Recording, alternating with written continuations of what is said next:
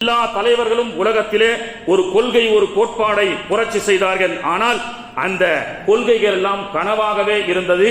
ஆனால் நாயகம் ஸல்லல்லாஹு அலைஹி வஸல்லம் அவர்கள்தான் தன்னுடைய கனவை, தான் கண்ட கனவை, கொண்டு வந்த லட்சியத்தை, கொண்டு வந்த சுன்னத்துகளை மக்களுக்கு மத்தியிலே நிறைவேற்றி காட்டி மிகப்பெரிய சாதனை படைத்தவர்கள். That is a first and best prophet Muhammad ஸல்லல்லாஹு அலைஹி வஸல்லம் அப்படின்னு சொல்லி காட்டுறாங்க.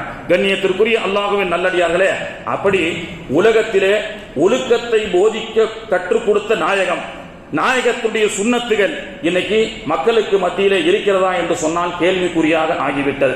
சென்ற வாரம் ஹஜ்ரத் அவர்கள் பயான் செய்யும் போது நல் ஒழுக்க நிறைந்த நாடுகளிலேயே முதல் இடம் பிடித்த நாடு என்று சொன்னால் நாம் எல்லாம் என்ன சொல்லுவோம்? முஸ்லிம்ஸ் நாடுன்னு சொல்லி 56வது இடத்துல தான் ஒழுக்கத்திலேயே இஸ்லாமிய நாடுகள் இருக்கிறதுன்னு போன வாரம் சொன்னாங்க. இப்போ ஒழுக்கத்துல south Africa, Vietnam, Colombia, Hungary, Netherlands, France, New Zealand போன்ற நாடுகள் கூட இன்னைக்கு ஒழுக்க விஷயத்துல முதலிடத்தில் இருக்கிறது.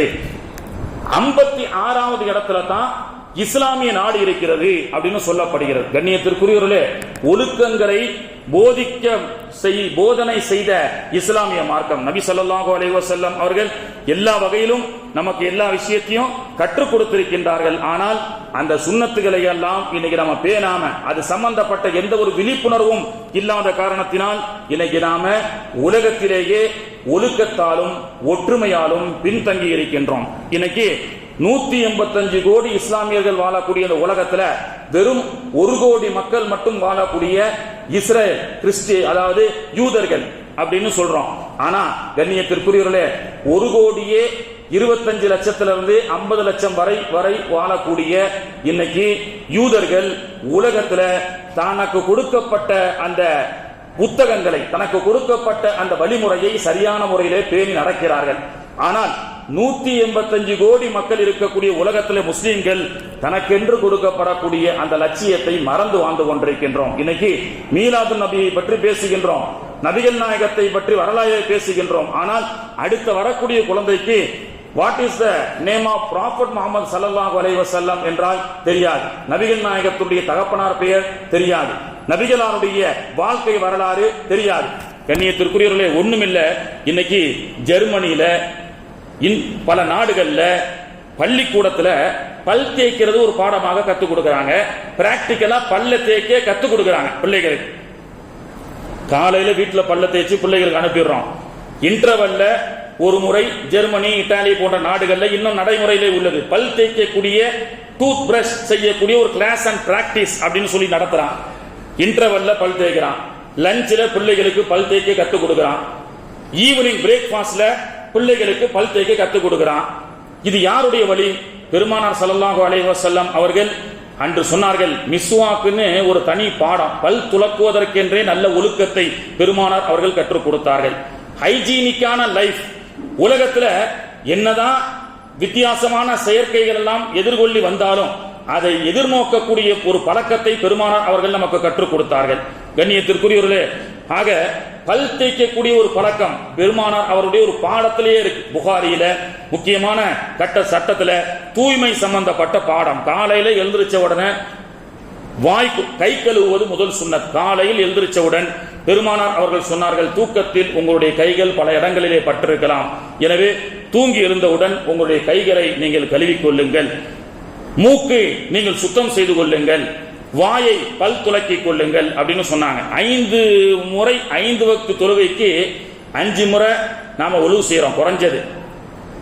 பெருமானார் அவர்கள் சொன்னார்கள், ஒழு செய்வதிலே பல் துலக்கக்கூடியதையும் ஒன்று ஃபர்லாக நான் ஆக்கியிருப்பேன், மிஸ்வாக் செய்வதை, என்றாலும் அது உங்களுக்கு சிரமமாக ஆகிவிடும் என்பதால் அதை நான் கைவிடுகிறேன் அப்படின்னு சொன்னாங்க.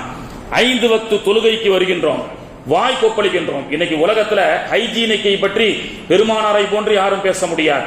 ஆனால் பெருமானார் அவர்கள் கற்றுக் கொடுத்த சுன்னத்தை நாம் கைவிட்டு விட்டோம். மேற்கத்திய உலகம் இன்னைக்கு பின்பற்றிக் கொண்டிருக்கிறது. பல் துலக்குவது இன்னைக்கு நீரிழிவு நோய், குடல் சம்பந்தப்பட்ட நோய், உடலில் எந்த நோய் ஏற்படுவதாக இருந்தாலும் அது செல்லக்கூடிய வழி, entrance of the gate is disease.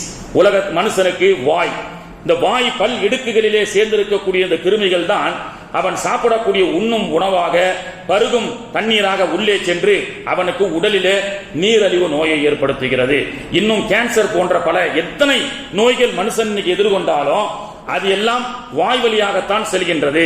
எனவே ஒரு நாளைக்கு 5 முறை பல் துலக்கினால் உடலில் இருக்கக்கூடிய நோய்களை விட்டும் மனிதன் பாதுகாப்பு பெறலாம் என்று இன்னைக்கு விஞ்ஞானம் கற்றுக் கொடுக்கிறது. ஆனால் 1400 ஆண்டுகளுக்கு முன்பதாக 5 வக்து தொழுகை கடமை என்பதன் மூலமாக பல் துலக்குவதும் வாய் கொப்பளிப்பதையும் பெருமானார் ஸல்லல்லாஹு அலைஹி வஸல்லம் அவர்கள் இன்னைக்கு சமூகத்திலே கற்றுக் கொடுக்கின்றார்கள். இதையெல்லாம் நபிகள் ஹைஜீனிக்கான சுண்ணத்தை கற்றுக் கொடுத்தார்களோ அதையெல்லாம் இன்னைக்கு நாம கைவிட்டுட்டோம். ஆனா மேற்கத்திய உலகம் அதை இன்னைக்கு பின்பற்றி அவர்கள் ஒரு நெறியாகவே வாழ்ந்து ஹெல்த்தியாக வாழ்ந்து கொண்டிருக்கின்றார்கள். ஆனால் இதெல்லாம் ஒரு சாதாரண சுண்ணத்து அப்படின்னு சொல்லி நபிகளுடைய வரலாறு தெரியாது, நபிகளுடைய சுண்ணத்துகள் தெரியாது.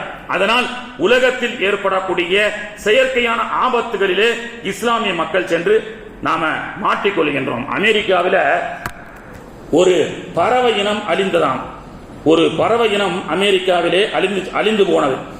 அந்த பறவை இனத்தை மீண்டும் கொண்டு வர வேண்டும், அதனால் இயற்கை வளங்கள் அமெரிக்காவிலே செழிப்பாகும் என்ற அடிப்படையில் சில பறவைகளை மட்டும், மிச்சமுள்ள சில பறவைகளை வைத்து ஒரு செயற்கை கூண்டை தயார் செய்து அதற்குண்டான சீதோசன நிலையை ஏற்படுத்தி அந்த பறவைகளை அமெரிக்கர்கள் வளர்த்தார்கள். அதற்காக $1,00,000 செலவு செய்தார்கள். சில மாதங்களிலே, சில ஆண்டுகளிலே குறைவாக இல்ல அந்த பறவை இனங்கள் அந்த செயற்கை அந்த கூட்டிலே அது தரித்து நிறைய பறவைகளாக உருவாகியது. ஒரு 1,00,000 பறவை உருவானதற்கு பிறகு அமெரிக்க அரசாங்கம் நாம் போட்ட திட்டத்தின் அடிப்படையில் $1,00,000 செலவு செய்து 1,00,000 பறவைகள் உருவாகிவிட்டது, அந்த பறவைகளை எல்லாம் வெளியே அவிழ்த்து விடலாம் என்று அந்த பறவைகளை எல்லாம் வெளியே திறந்து விட்டது. ஆனால் என்ன ஆச்சரியம், திறந்துவிட்ட சில மாதங்களிலே அந்த பறவை இனங்கள் கொஞ்சம் கொஞ்சமாக அழிய ஆரம்பித்தது. ஏன் அழிந்தது என்று சொன்னால், செயற்கையான சீதோசன நிலையை கட்டுப்படுத்தி ஒரு பறவையை வளர்த்த காரணத்தினால் எதிரிகள் எதிர்ப்பு சக்திகளை அது எதிர்கொள்ள அதற்குண்டான பயிற்சி அதற்கு இல்லை. அதனால் பிளைட்ல சென்று முட்டி அந்த பறவைகள் சில ஆண்டுகளிலேயே செத்து போனது. பிளைட்ல, ட்ரெயின்ல, இது போன்ற பல விஷயங்கள்ல மாட்டி அந்த பறவைகள் எல்லாம் செத்து போனது. அப்பதான் அவன் கண்டுபிடிச்சான், எதிரிகளிலிருந்து வரக்கூடிய எதிர்வலைகளை, இது டேஞ்சர், இப்படி நம்ம போனா நம்ம உயிருக்கு ஆபத்து என்று தெரியாமல் ஒரு சீதோசன நிலைக்கு செயற்கையாக வளர்த்தால் அதனுடைய எதிர்வினையை அதால் எதிர்கொள்ள முடியாத காரணத்தினால் அது அழிந்து போனது என்பதை போன்று உலகத்தில் என்ன டெக்னாலஜியின் மூலமாக எத்தனை நோய்கள் நமக்கு எதிர்கொள்ள வந்தாலும் அதை எதிர்க்கக்கூடிய சக்தியை பெருமானார் அவர்கள் நமக்கு கற்றுக் கொடுத்தார்கள். ஆனால் அந்த சுன்னத்துகளை நாம் மறந்த காரணத்தினால் அதிலே நாம் எல்லாம் மாட்டி சிக்கிக் கொள்கின்றோம். கண்ணியத்திற்குரியவர்களே, ஆக எல்லா வகையான தெளிவுகளையும் சுன்னத்துகளையும் பெருமானார் ஸல்லல்லாஹு அலைஹி வஸல்லம் அவர்கள் நமக்கு கற்றுக் கொடுத்தார்கள். ஆனால் அதன்படி நாம் நடக்கவில்லை. ஆனால் 1 கோடி மக்கள் மட்டுமே வாழக்கூடிய யூதர்கள் இன்னைக்கு அவர்கள் வணங்கக்கூடிய டெய்லி வால்ஸ் என்று சொல்லக்கூடிய இஸ்ரேல் பலஸ்தீனிலே இருக்கக்கூடிய ஒரு செவரு, 1 கோடி யூதர்களும் அதை நோக்கி அவர்கள் தங்களுடைய வணக்கத்தை செலுத்துகின்றார்கள். அது மட்டுமல்ல, யூதர்கள் நாம் எல்லாம் கேள்விப்பட்டிருப்போம், யூதருடைய வீட்டிலே ஒரு பெண் கருவுற்றால் அவளுக்கு கருவுற்ற அந்த பெண்ணை அழைத்து வந்து அந்த யூதருடைய பாதிரியார் பிரெக்னன்சி சிலபஸ் அப்படி என்று சொல்லி ஒரு புத்தகத்தை யூத பெண்ணுக்கு, கருவுற்ற ஒரு பெண்ணுக்கு கொடுக்கின்றார்கள். பிரெக்னன்சி சிலபஸ் என்று சொல்லக்கூடிய ஒரு புத்தகம். அந்த புத்தகத்துல அந்த கருவுற்ற பெண், அந்த புத்தகத்தில் இருக்கக்கூடிய ஒரு விஷயத்துல ஒண்ணு என்னன்னு சொன்னா, கருவுற்ற ஒரு பெண், யூத பெண், இன்னைக்கும் உலகமெங்கும் அவர்கள் அந்த நடைமுறையாக வாழ்ந்து கொண்டிருக்கின்றார்கள். கண்ணாடி முன்னாடி நின்று காலையில எந்திரிச்ச உடனே கண்ணாடிக்கு முன்னாடி நின்று இந்த உலகத்தை ஆளக்கூடிய தலைவனே என்று தன்னுடைய வயிற்றில் இருக்கக்கூடிய குழந்தையை பார்த்து அவள் பேசுவாள். குழந்தை வயிற்றில் இருக்கக்கூடிய குழந்தையிடத்தில் பேச வேண்டும். அது சிலபஸ், பிரெக்னன்சி சிலபஸ்ல சொல்லப்பட்ட ஒன்று.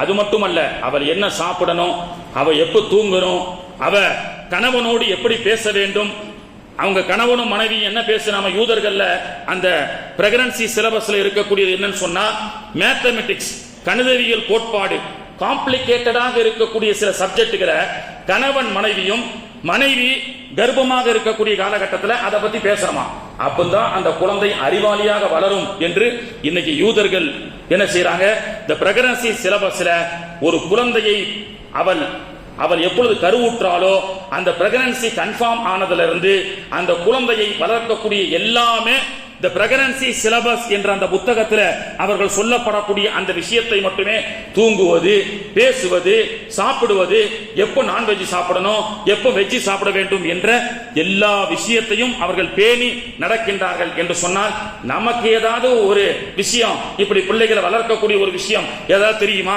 நபிகள் நாயகம் நமக்கு எப்படி சொல்லி கொடுத்தாங்கன்னு நமக்கு தெரியுமா? கண்ணியத்திற்குரியவர்களே, ஆக எல்லாமே இஸ்லாம் நமக்கு சொல்லிக் கொடுத்தது. ஆனால் அதை நாம் பின்பற்ற தவறிவிட்டோம். பின்பற்ற தவறிய காரணத்தினால் 185 கோடி இஸ்லாமியர்கள் இருந்தும் இன்னைக்கு 1 கோடி மக்கள் வாழக்கூடிய யூதர்களை நம்மால் வெல்ல முடியவில்லை. காரணம், அவன் கோட்பாடோடு வாழ்கின்றான், நோக்கத்தோடு வாழ்கின்றான், உலகத்திலே பயணிக்கின்றான். ஆனால் எந்த ஒரு கோட்பாடும் நோக்கமும் இல்லாமல் வாழ்ந்து கொண்டிருக்கின்ற காரணத்தினால் நாம் எல்லாம் வீழ்ந்து கொண்டிருக்கின்றோம் சகோதரர்களே. எனவே கண்ணியத்திற்குரிய அல்லாஹ்வின் நல்லடியார்களே, உலகத்தில் வாழும் பொழுது நபிகள் நாயகம் ஸல்லல்லாஹு அலைஹி வஸல்லமுடைய சுன்னத்துகளை, நபிகள் நாயகம் அவர்கள் நமக்கு கற்றுக் கொடுக்கப்பட்ட அந்த ஷரியத்துகளை அடிப்படையில் நாம் வாழ்ந்தால் உலகத்தில் மிகப்பெரிய லட்சியத்தை அடையலாம். அதிலே ஒன்று, இன்னைக்கு ரபியுல் அவ்வல்ல நிறைய பேசுறோம், ரசூலுல்லாஹ் பின்பற்றணும்னு சொல்லி எவ்வளவோ திருமணங்கள். ஏன் நீங்க மண்டபத்தில் நடத்தாம அல்லாஹ்வுடைய இறையில்லமான பள்ளிவாசல் நடத்தலாம்? மண்டபம் என்பது ஸல்லல்லாஹு அலைஹி வஸல்லம்